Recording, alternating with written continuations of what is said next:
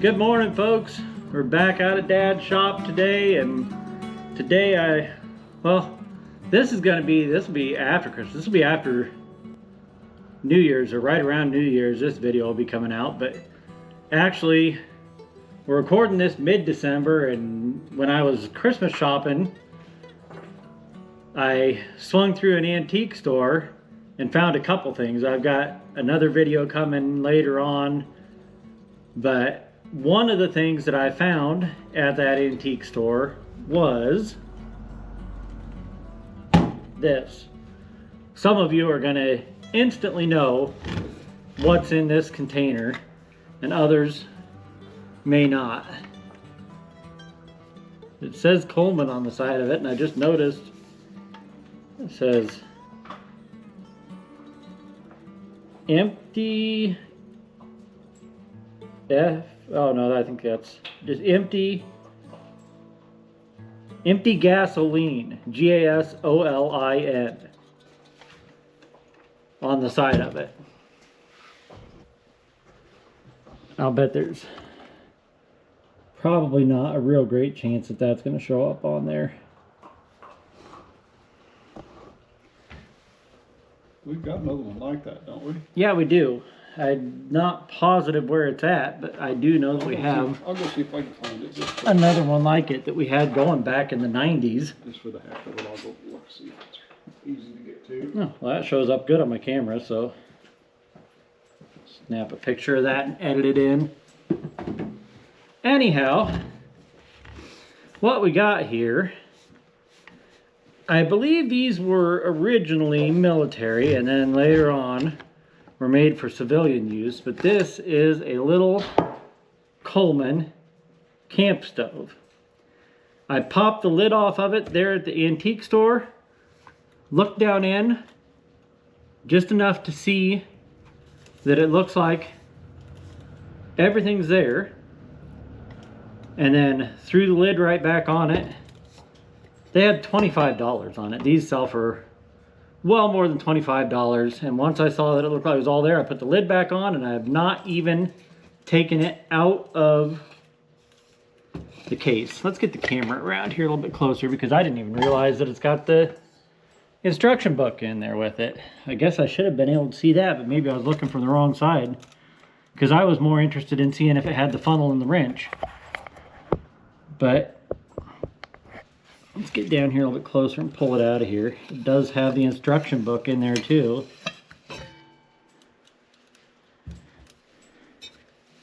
That's cool.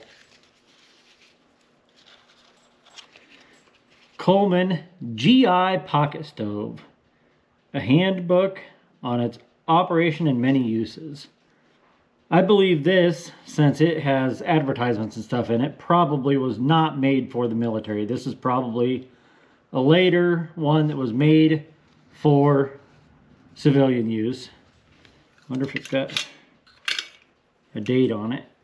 Maybe here. Fuel line. It says fuel line. Use white or leaded gasoline. White preferably. For safety, provide good ventilation.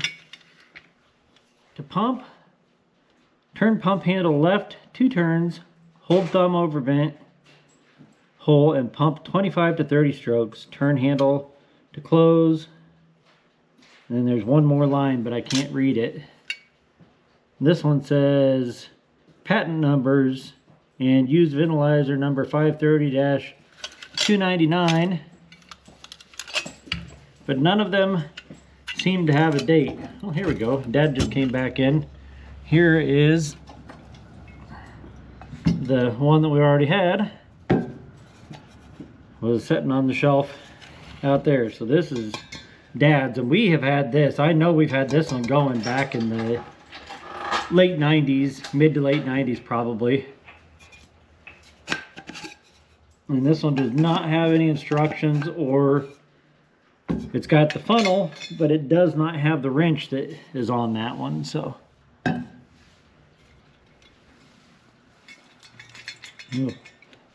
Stuff in it. yeah. If we had it burning, at least I know it's got Coleman gas in it instead of gasoline. Let's see if this handbook has a date on it.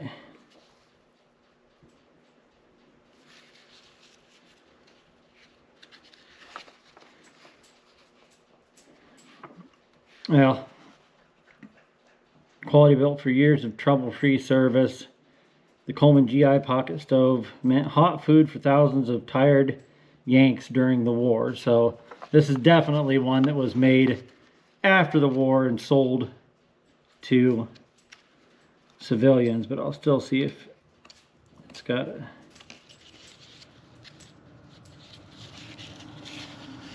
date. Boy, those pages are curled over. I don't see a date on the front or back, and usually the front cover, back cover, or inside the front or back cover is where you'd find a date. Very cool. Let me see that book. Oops. All right, let's see here.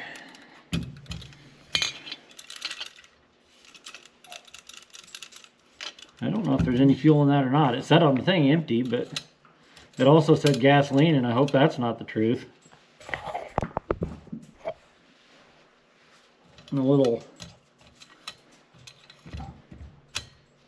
things fold out there to make you a larger cooking platform.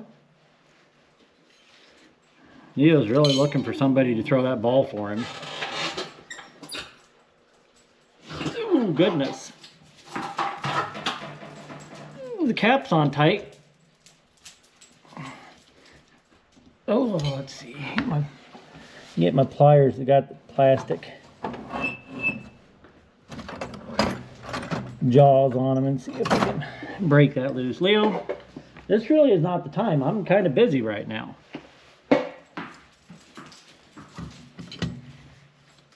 You're never too busy for your dog. Oh wow, that is too tight for me to get a grip with these plastic grip handle pliers even.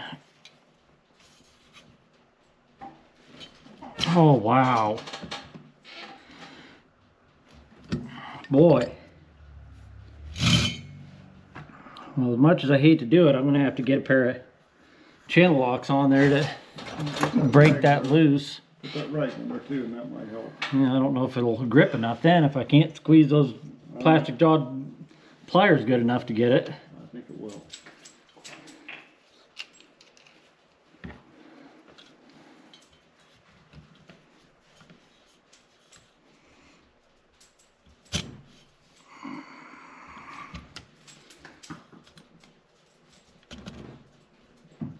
Boy, that's ridiculously tight.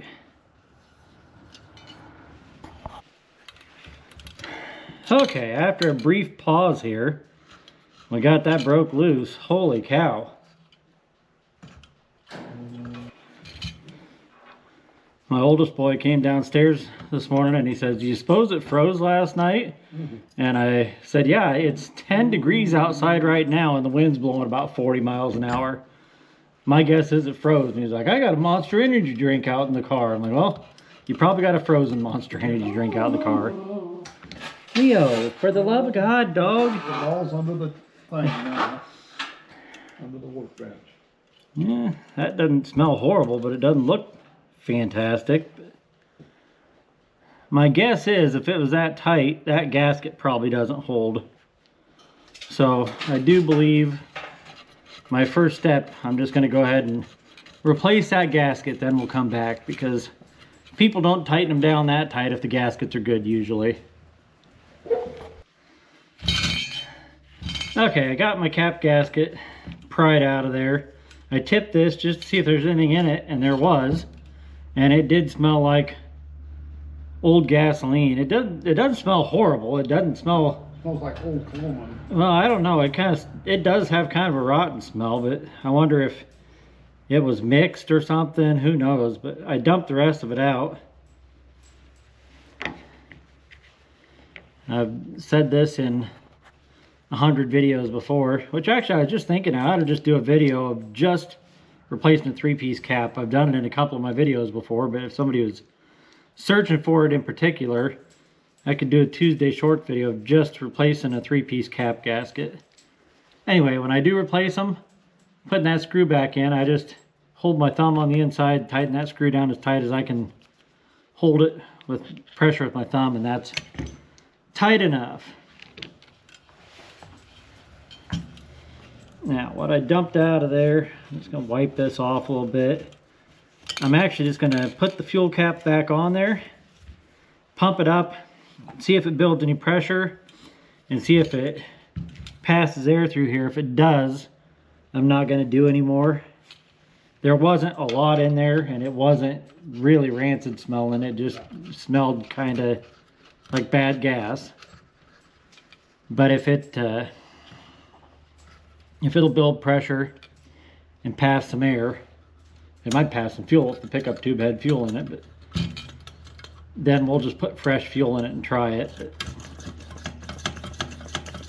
Well, that seems like it's working, but it needs some oil, it feels like. I'm just gonna get,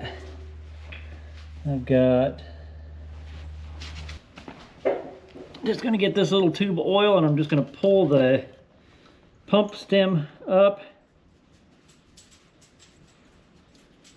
and try to get some of this oil just run down the pump stem there. See if I can get some of that. It is pumping, but it definitely felt like it's dry.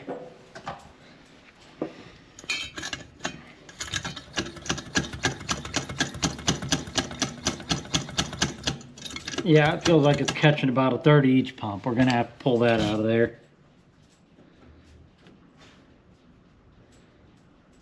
Ooh, that is very thin. Maybe I can get it with this. That is a very thin slot on those screws. Well, they did have a good idea there. They only put one screw in it, so the other screw's not back on the back side where you can't get to it.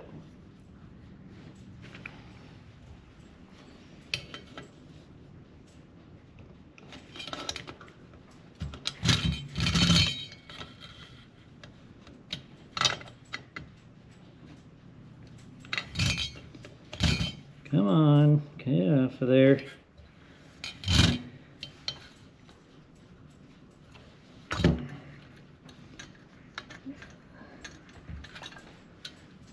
Leather looks fine. I think it just needs spread out a little bit. It actually looks really, really good. I'll spread it out just a little bit, and then I'll just take it over and dip it in my jug of Marvel Mister oil over there and put it back together. But it's very soft, very pliable still, so I don't think that's going to be an issue. Sometimes when they sit 50 or 60 years, they just need to be spread back out a little bit.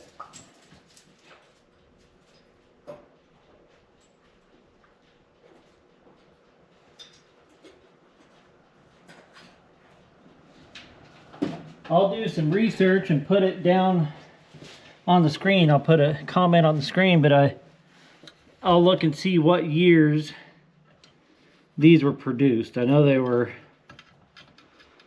World War II era, but I don't know if they were made before that or for how long afterwards. I'll do some research and see if I can figure out the production years of these lanterns.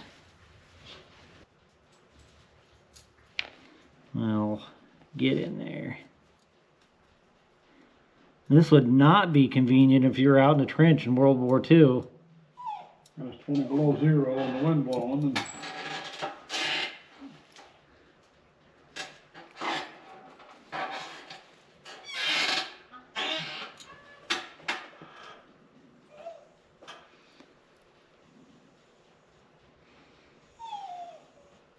doggy, I don't know where your ball is. Yeah, he's good at playing ball, but he's even better at losing the ball, so you have to go look for it yourself. That's where he really shines. Here's one. Will you play with this one? Yeah, that's not the same one, though.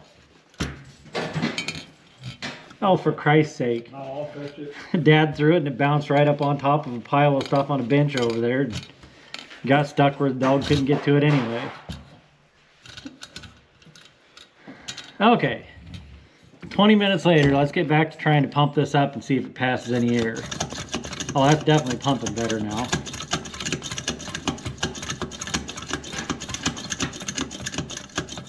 If you want that ball, you gotta get it. Okay. Well, the instructions on the knob on here. Oh. Okay, there we go. I just had that turned way far open. Instructions on the knob say open 1/4 turn to light. After flame burns blue, 3 to 5 minutes. Open as far as possible. Well, right now we're just going to hear if it even passes any air, but... Oh, heck yeah.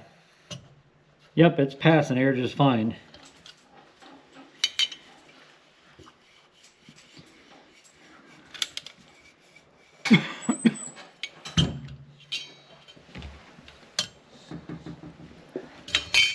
On the front of it says Coleman, number 530 Coleman, made in USA.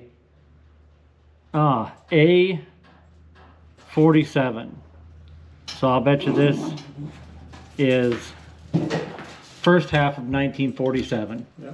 Because that's how the lanterns were dated still at that point. A for the first half of the year, B for the second half of the year. So A47. This is probably first half of the year 1947 lantern. Let's... So 3 years older than that. Yeah.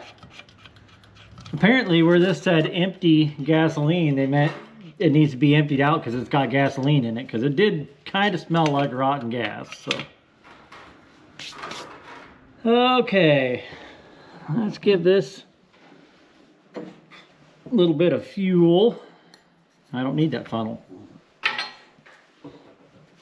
They have a built-in funnel.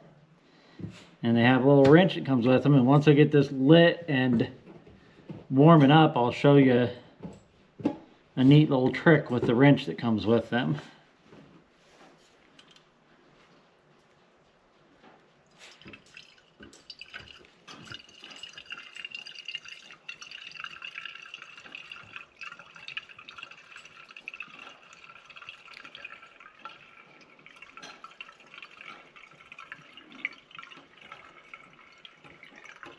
That's probably enough fuel to make a pot of coffee. Or 2.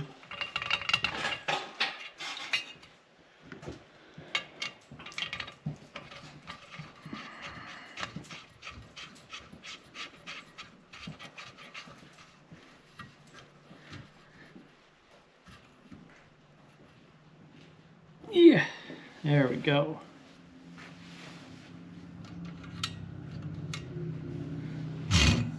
Let's pump it up.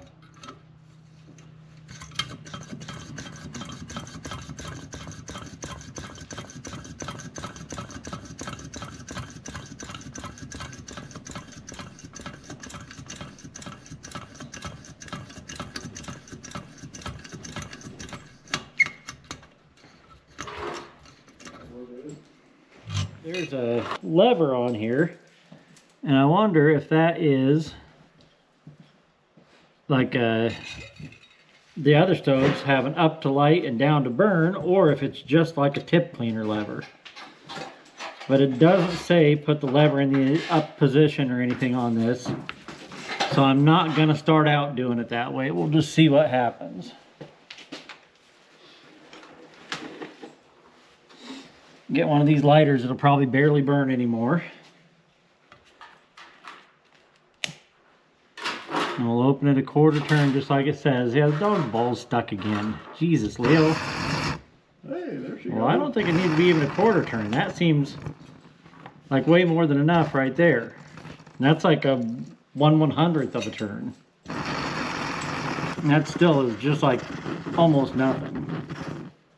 Okay, well, putting that up definitely is a tip cleaner because it just shuts it off.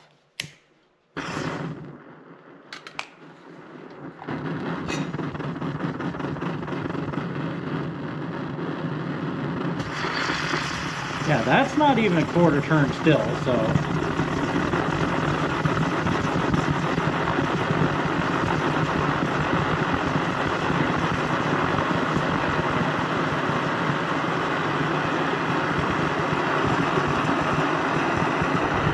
Okay, well, I'm letting that warm up for a minute.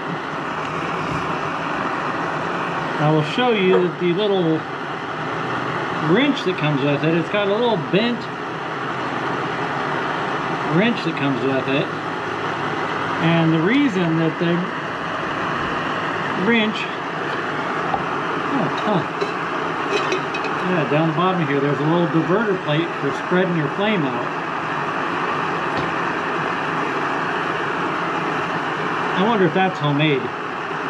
Well, it's perfectly round, but I'll have to do some research to see if that was actually part of it. Anyhow, back to what I was starting to say.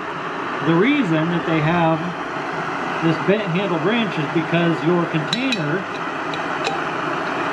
can also serve as a vessel for heating food or water, boiling water to sanitize it, heating up your food. So your stove container also works as part of your mess kit. I do know that some of the old aluminum stuff that they use, they say isn't really good to be used. Like, it wasn't the best grade of aluminum for cooking in back then, but I don't plan on cooking anything in these anyway. But that is why they had the bent wrench, so you can clip it right in there. Because if you had nothing else to boil your water and sanitize it in, or to heat up your food in, that is definitely what you would use.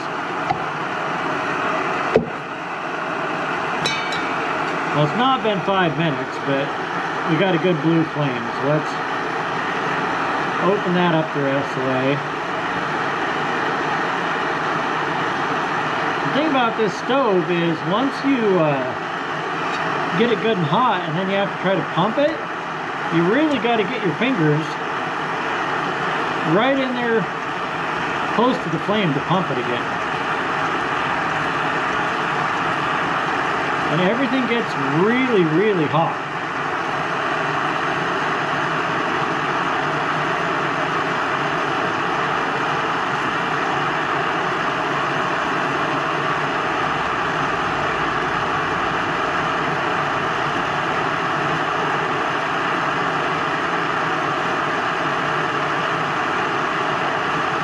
Okay, it does show in here.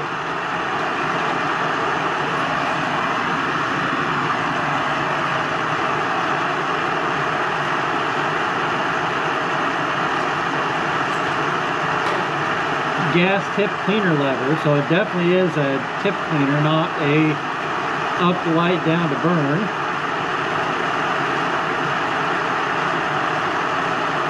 And it does not show in the parts list this little diverter, so somebody probably made this in order to keep that flame from being so concentrated all in one place.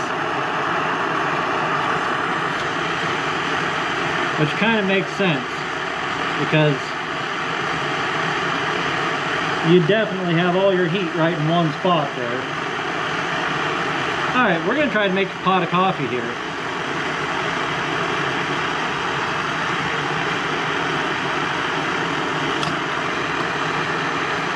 I've already put the proper amount of water that we need for making coffee in here. I'll dump that into Dad's camper tea kettle here.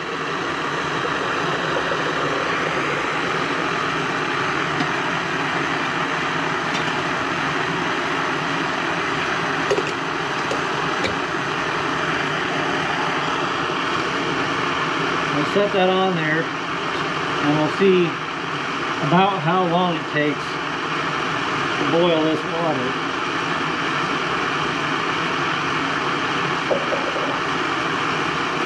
Start a timer there and we'll see how long it takes before that water is boiling.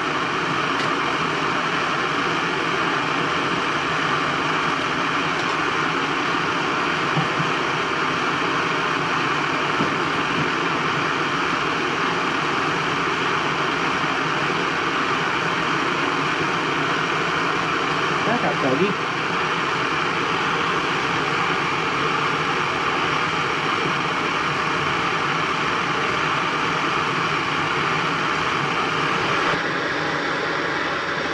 We're about 4.5 minutes in, and we got a little bit of steam wisping out of there already.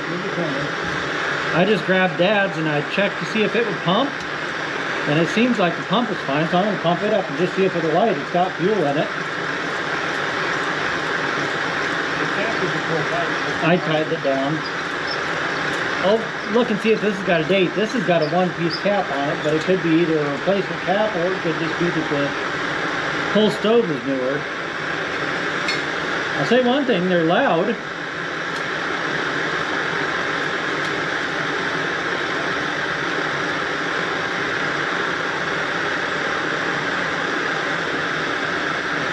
We'll see if Dad's lights right up too.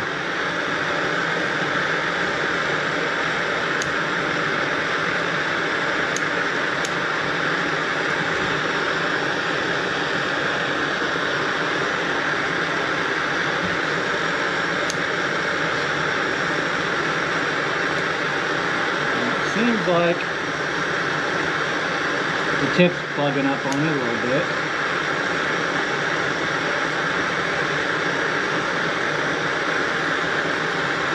Well, it's spitting out raw gas.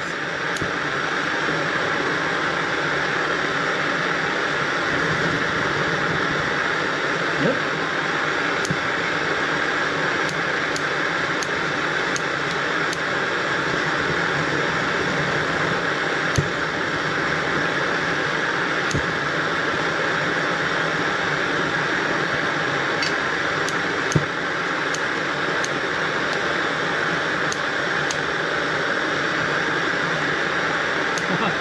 It's one to light, but it's not staying lit. Uh-oh, we got water boiling. Let's pause that for a second here.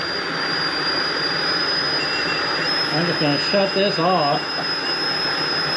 Jesus, everything gets... The knob's so damn hot you can't even touch it. Because everything on this is crazy close to the fire. About 6¼ minutes for it to boil.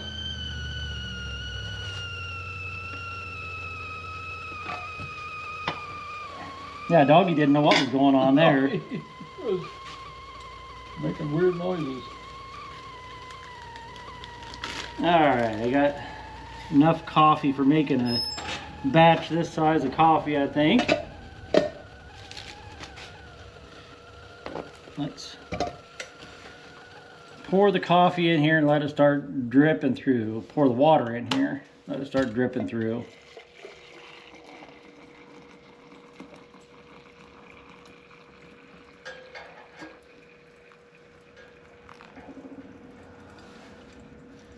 There we go. We'll set the lid on here.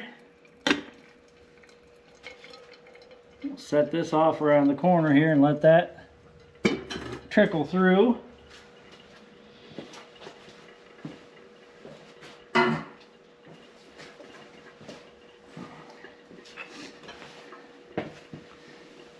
Now, well, yeah, that whole thing gets too stinking hot to touch. Might want to pull the cap and smell that gas that's in there. Well, this says A47 on it also. Maybe that's a model. No, it says number 530. Well, that So must be the same year then. it's entirely possible. I'll bet the production run wasn't for a real long time on these. So, all right, let's try again lighting this. Now that I'm not concentrating more on that other one.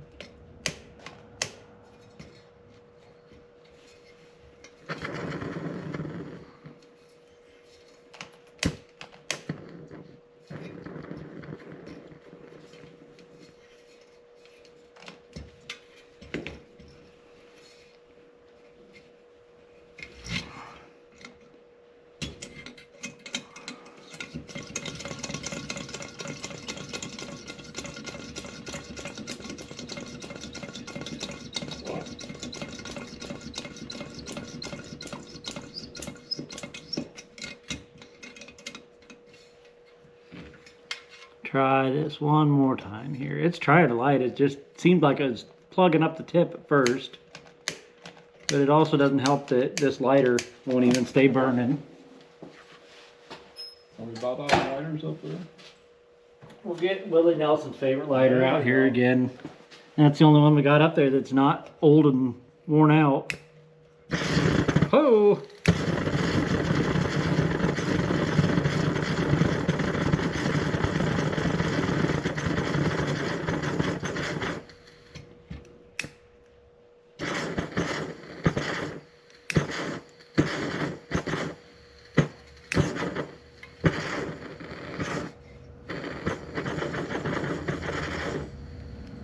I think that until they get hot enough to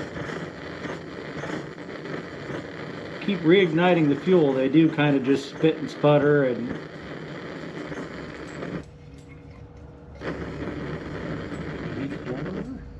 not really.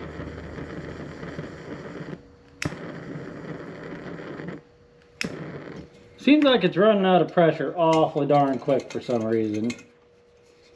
But there definitely is fuel in there. There's something in there.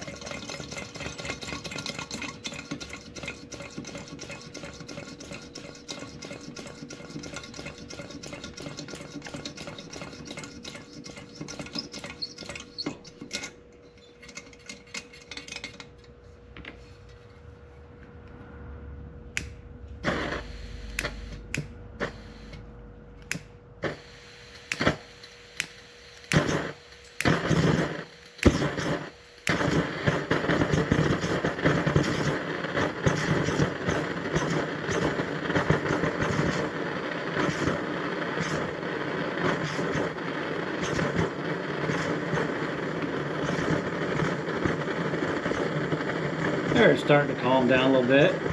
I think once the little burner plate in the middle starts to get hot enough, then even if it quits burning, it spits fuel back on it and reignites itself. Because you literally just have a little jet of fuel spraying up there and vaporizing, so. Can you see that fire?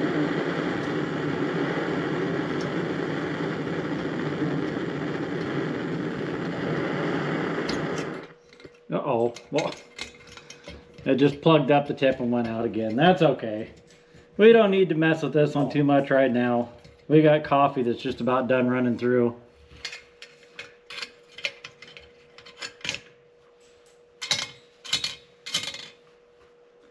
Let's see, the container for this one's over here. Yeah, it wasn't in the container, it was sitting beside it. It can be in the container now.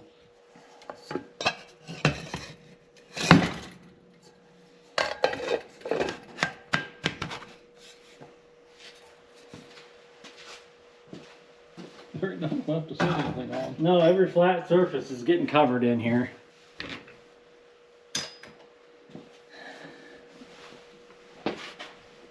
Okay, the coffee ought to be just about done dripping through. Dog, you knocked the coffee cup off and it's under your chair. Well, he's probably licked the inside of it too for you. That's fine. It's clean now.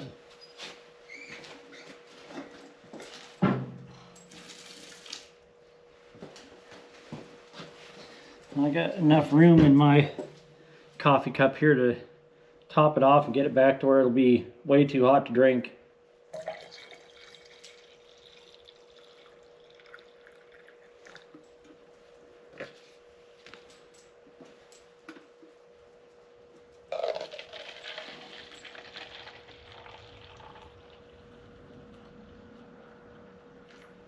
There you go, you got a full cup of coffee now. Alright. Couple hours, I'll try to drink some. Yeah, actually I'm gonna leave the lid off of that and let it cool a little bit. But we will.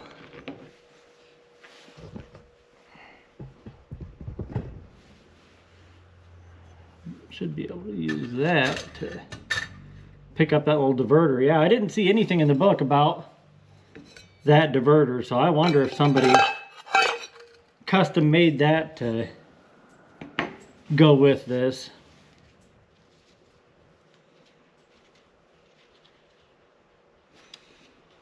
Yeah, on the whole list of all the everything that came with it, I don't see anything anywhere that says that there was a flame diverter to help spread out that flame. So I'm guessing somebody built that themselves and added that to this. What are they doing? Okay, I'm gonna put this book inside of a little Ziploc bag just to help protect it a little bit more. I wonder if it'll fit in there that way. It might.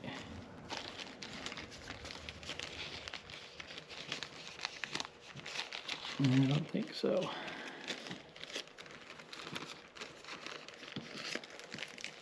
Yeah, that's a good idea.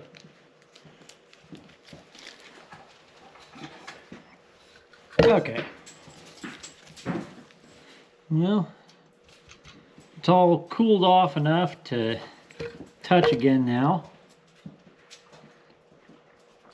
Yeah, my coffee's cool enough to take a slurp of, but I mixed it about half and half with coffee that was already in my cup. Now, we pack everything back up in here. Stick the little funnel in there. Flip the little fold out fingers on there out, and then I think you can just kind of drop the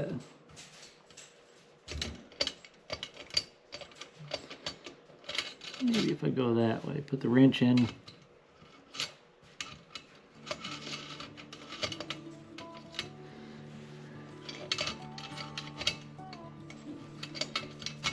Something like that, and then everything goes right back down in your case.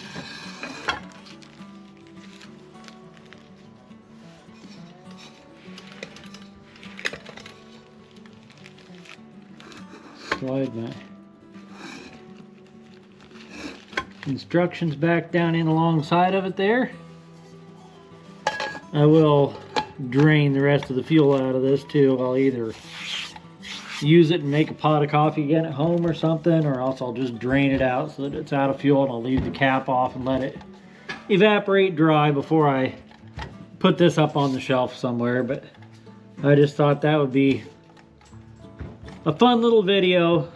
Another Coleman product that is not something you see every day. They're not rare, but they're certainly not as common as some of the Coleman stuff that you see.